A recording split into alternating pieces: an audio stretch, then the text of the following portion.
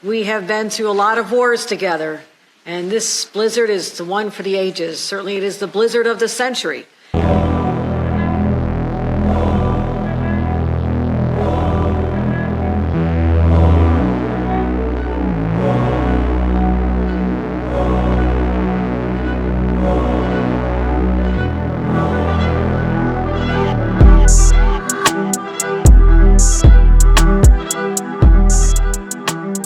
And we are here to talk about our collaborative approach to dealing with this crisis, and it is a crisis. And as much as we can see the skies right now, we know that the storm is coming back.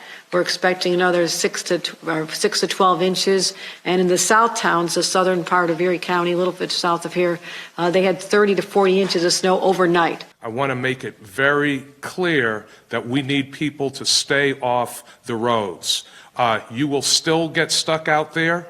Many streets in the city of Buffalo are still impassable. We have plows on mains and secondaries. We're into residential streets now, but the driving conditions are still very difficult. The driving ban is still in place. Please do not drive in the city of Buffalo.